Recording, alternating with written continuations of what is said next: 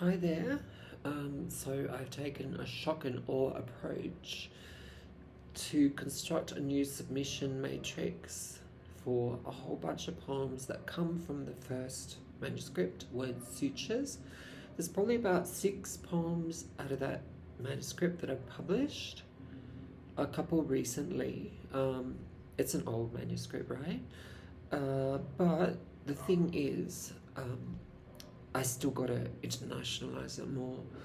So, pretty much all the journals that I have in the matrix are located in the UK or the US, and they currently have their submission windows open, which is really important. It takes a lot of work because a lot of the time you can find journals that will be a good fit, but they've closed their submission windows.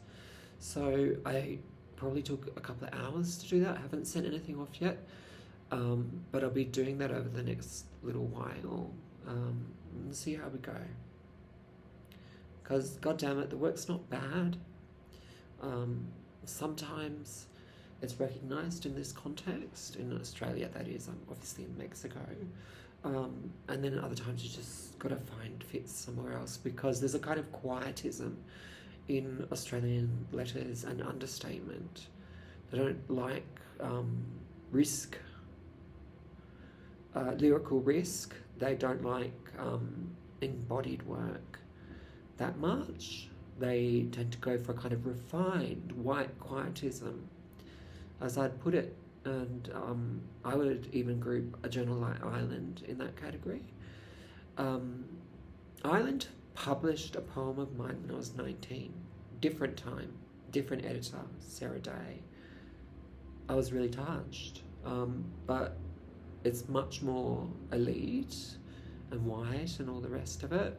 They don't get diasporic poetry, for example, or the more experimental. As one person put it, they like poetry that hovers, that doesn't land. So I just don't write like that. It doesn't mean my work's not good. What else? I did submit a short story, as you know, to Island, but that's of another ilk, and we'll see how that goes. The next job, of course, will be trawling through Loop Vertigo and seeing what remains unpublished or not under consideration to date, and what I can get from there and find homes for. Because all of this really matters, guys, in establishing yourself in the literary field as a writer. You need to get work out there as quickly as possible. Obviously, it is a very slow process, but don't sit on it too long. Keep writing as well. Keep writing and keep writing. I would have liked to have spent some time writing poetry during my travels this time. I did when I was coming and going between Australia and India. And there's something about Kolkata that just immerses me in it all. So, I don't know. I have written poems in Mexico before when I was an exchange student, actually. And my manuscript, Word Sutures, actually that poem was written in Mexico. But the manuscript itself ends with a poem called The Dogs of Jalapa, that was written there.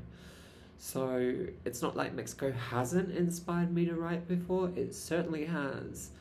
But this is a very short trip. It's not the kind of immersion that I had then as an exchange student. So a good bulk of those poems actually appeared in Portal Multidisciplinary Journal of International Studies. I might put a link below. But other than that, going forward, besides publishing some of the work, I think I need to extend my networks, and I need to see what happens with my fiction, see if I can write some more fiction. I've got some ideas. I wanted to write a kind of account of,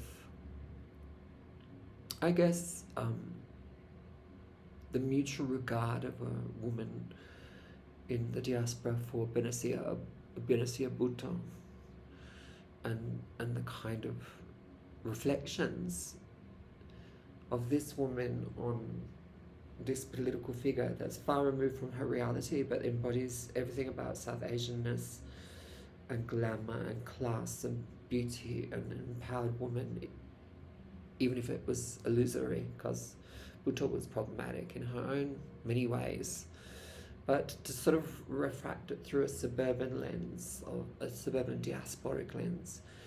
The other concept for a short story is about a person, or the characteristic of people who decide to disappear from their own life and take up another life. You could say there could be a thriller element there. I really like the Argentine writer Adolfo Bioy Cáceres' short story that's called Cavar un Fosso, to dig a grave.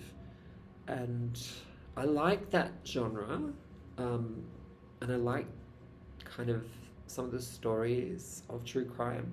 So I'd like to write something in that vein with an air of mystery and doubleness. But so far, I just got those two kind of ideas. Others might come. Tell me what you think.